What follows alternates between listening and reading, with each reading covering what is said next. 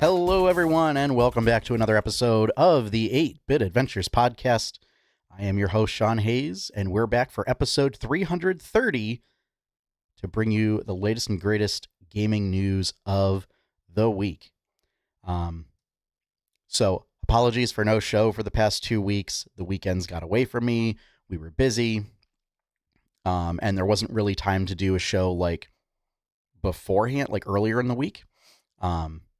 So wasn't really my intention, but we're hopefully going to be back on track in the future weeks. So this week's news, bit Nintendo heavy, but there are do have a couple non-Nintendo news items. So some very exciting.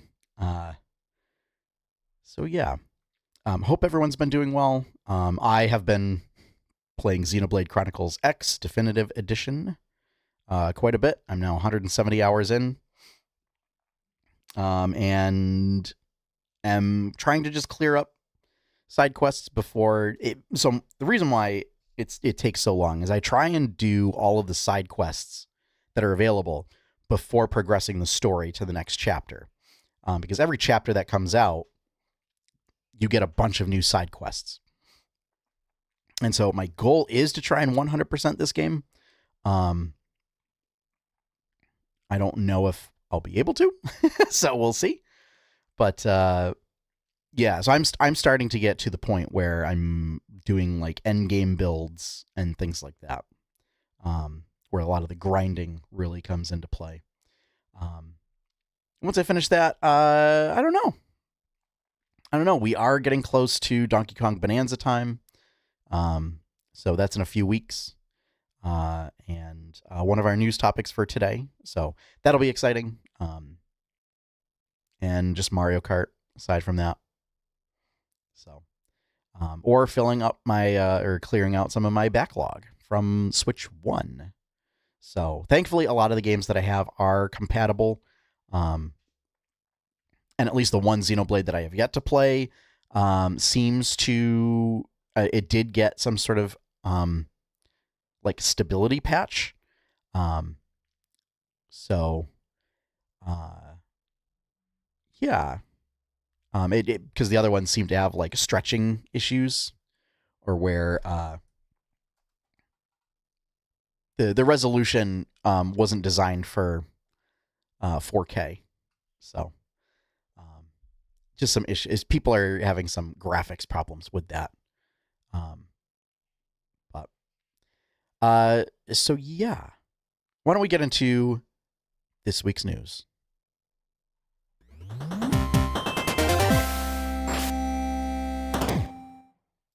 So first up, probably the most shocking news this week, Darrington Press announced that Chris Perkins and Jeremy Crawford have joined their team.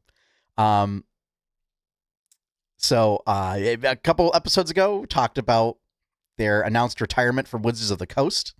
And I said, I don't know what they're going to do. They didn't really talk about it. Perkins has talked about just kind of disappearing out of the public limelight for a while. So, yeah, this completely caught me by surprise. I think it's a little bit of a pleasant surprise. Everyone kind of assumes that they'll be working on Daggerheart. But, I mean, Darrington Press does stuff besides Daggerheart. So whether they're working on an original project or providing like adventure and campaign support for Daggerheart, or I don't know if they want to work on board games or something, But this is a very pleasant surprise. And it seems like that it was the two of them came as like a package deal. So that's also a bit fun. So yeah, this is there are a lot of shared a lot of memes of like the Critical Role team being like, I'm the captain now. So yeah, we'll have to see what comes of this. But yeah, and I don't quite remember what my take was. of like if they were just going to stay retired. If that's the case, then yeah, I was wrong. Or if it was the case where I'm just like, I don't know what they're gonna do, then I'm completely surprised by this move. But I mean, they're on good terms with the Critical Role team. They might even get behind the table to do to run some games, since they are both still doing that with Acquisitions Incorporated. Which I assume they'll continue to do. Maybe. That gets to be a weird thing, because like I don't know if they would just end up being subcontracted out through Penny Arcade, like in partnership with Wizards of the Coast. Yeah, I don't know. It's a weird thing. So, who knows? So yeah, congratulations to the Critical Role team for their own acquisition. And I'm excited to see what these guys come up with for Darrington Press. Next up, I talked about it before, Donkey Kong Bonanza. So we had a Nintendo Direct this week, talking specifically about Donkey Kong Bonanza. Just kind of sort of an overview of the game, the game features and mechanics and stuff. I'm still super impressed. It looks like you can climb everywhere, like you could in Breath of the Wild, but now also you can destroy everything, like that you can just punch your way through like rock walls and stuff. I assume there's got to be some things that you can't break through to preserve the architecture of the game. But even with the amount that they showed, it's pretty like it's pretty open. So does seem to be a sort of collectathon style game a la Super Mario Odyssey or Donkey Kong 64. Doesn't look to be as egregious as Donkey Kong 64. Like you're not having to collect things in order to collect things in order to collect things. But yeah, I'm very, I do like that style of game. And it looks like it's taking inspiration from Mario Odyssey, and that there's like little objectives that you can do, but it doesn't seem like you're selecting a particular mission to go on. Sort of like in the style of Mario 64, Mario Galaxy, Mario Sunshine. But also there's a co-op mode. So with the second player playing Pauline, who is in the game. She's in the game as a child, who is set to like sing. So like music's going to be a big factor in the game. I have to say this is a bit of a weird take. Or, I'm sorry, a weird path that they went with. Like I'm excited to see what comes of it, but yeah, I wouldn't have picked Pauline to be like a partner character. I am a little sad that it's not like Diddy Kong. And the weird discourse that I've seen around this is like people are now trying and fit this game into like a Mario Donkey Kong timeline, and I don't think you can. Like I think in terms of Mario specifically, we got to get away from the timeline stuff. Because like the theory was like, oh, maybe this is a prequel, and like this is actually Cranky Kong, who was the original Donkey Kong, except Cranky Kong is in the game. So I don't think that's the case. But also, I mean, I think it's just sort of going with the idea that these are just characters in a production, which was like the whole point of like Super Mario 3. So yeah. My hope is that like the other Kongs appear even in just a minor capacity. But they also showed off the villains. So it looks like just Big Mining Corporation is the villain of this one, which is staffed by other Kongs. And that we're just like drilling deeper and deeper into sort of like a Lost World type of backdrop. Well, like as you dig deeper, now suddenly like you get worlds that look like regular worlds, except they're still underground. So I'll be interested to see like why that works the way it does. And they showed off a lot of the sort of mechanics and movement mechanics. So barrel jump or roll jumping is a thing. I'm glad to see that kept in from the side-scrolling games. Ground slapping they kept. And there's like a ground pound, and a couple other like movement modes. So looks like Donkey Kong isn't as jump oriented as Mario is, which I think is a nice way to differentiate it. But there's a lot more of like physicality of like rolling and smashing and pounding that works well with the destructible environment. And I think they're going to lean very heavily into that. My only concern is hopefully there will be like some indication for stuff that's hidden in the environment that you need to find that way.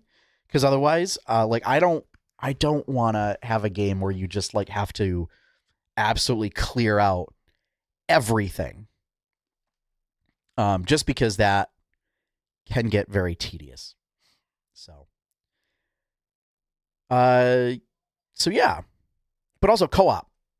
Co-op mode should be fun. So, and I saw this wasn't part of the direct, but I saw in an article that the DK rap is coming back. So that's okay. I don't know why you would do it, but not have the other Kongs. But who knows? So next up, Xbox Wire reports that among other titles, Warcraft 1 Remastered, Warcraft 2 Remastered, and Warcraft 3 Reforged are coming to Game Pass next week, June 26th. My birthday, actually. So yeah, who knows? Maybe one step closer to getting World of Warcraft on Game Pass. But yeah, it's really interesting to see now more Blizzard stuff on Game Pass. And this is, it's certainly a way for if folks want to get it for free, ish, they're able to get it through Game Pass. So yeah, that was just I popped up on my feed. I was like, oh, this is worth talking about. But yeah, I haven't really heard anything much about Warcraft 1 and 2 Remastered, so they must be okay. Unlike when Reforged first came out. I also know Warcraft 3 was a lot more popular than 1 and 2, so I don't know. I don't know if there were problems with it, if they would be as noticeable among the crowd. So next up, IGN reports that Limited Run Games has asked Nintendo to pull the Gex trilogy from the Switch 2 eShop while they await approval for public release of a backwards compatibility patch. So apparently, limited run games had a bunch of backwards compatibility issues. 12 of their games have recently had patches approved and are now have those issues resolved. Or there was also a Switch update that also seemed to have taken care of a lot of problems with them. Gex Trilogy, they have a patch. It has been sent to a Nintendo. They're just waiting for it to be approved. But they have asked them, like, these games are not really playable without it, so please pull them from the shop, which I think is interesting. But also, like, I don't know. I don't know how long it'll take for that patch to get approved. So it feels like, if it's just a matter of days, like, maybe just leave it up instead of, like, taking it up, putting it down. I don't know. So if you have this game and you're trying to play it on Switch 2, I'm curious to know, like, if it's actually unplayable or if it's just, like, if there's, like, frame rate issues or like, resolution issues or something. So, yeah. Also, good to know that, like, there is a patch in the works, and it's just, like, in the final stages of, like, waiting for approval to be put out. And finally, our last bit of news for the week, IGN reports an official ad for Metroid Prime 4.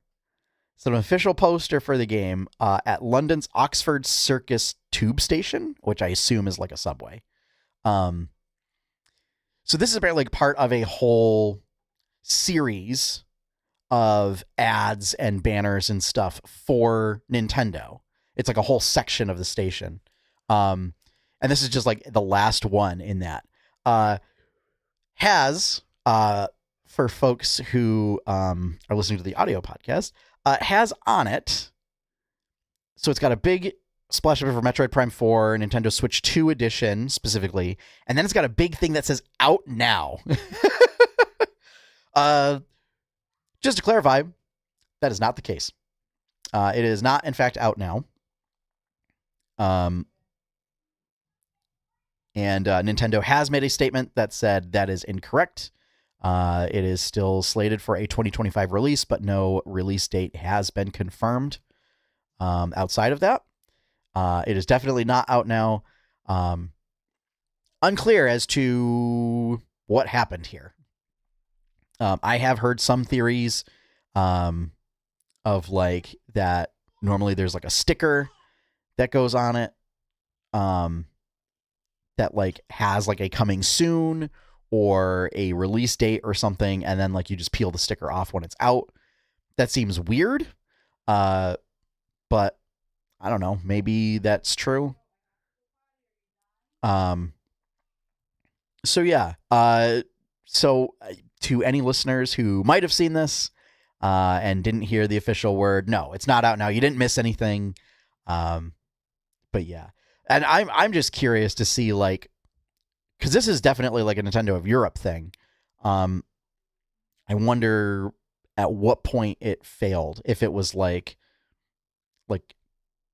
a contracted agency who put it out, if it's Nintendo of Europe itself. I don't know. It also seems like, did nobody bother to check when they put it up?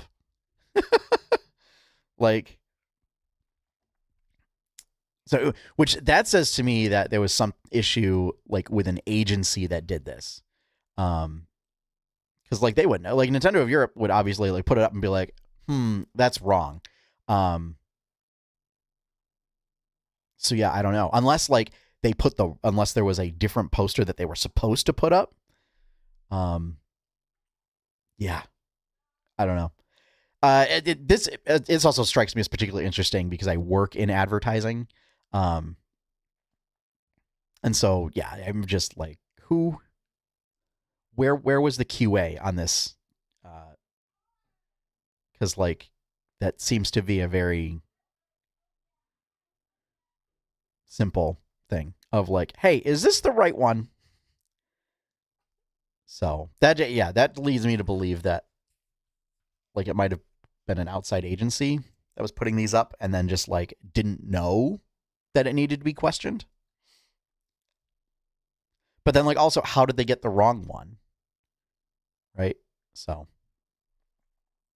I don't know.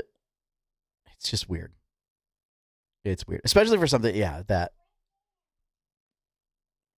like, so they got this months early. I don't know. This makes me wonder if, like, Prime 4 is just going to end up, like, shadow dropped. Which I don't know why they would do, but, yeah. Yeah, at this point, it wouldn't surprise me if they were just like, and it's coming out tomorrow. So, like, if they do a direct and then they're just like, and the release date is now. Yeah. I don't know. I would imagine. I mean, they're probably good. They have to do some sort of lead up on it because they'll want people to get pre-orders in.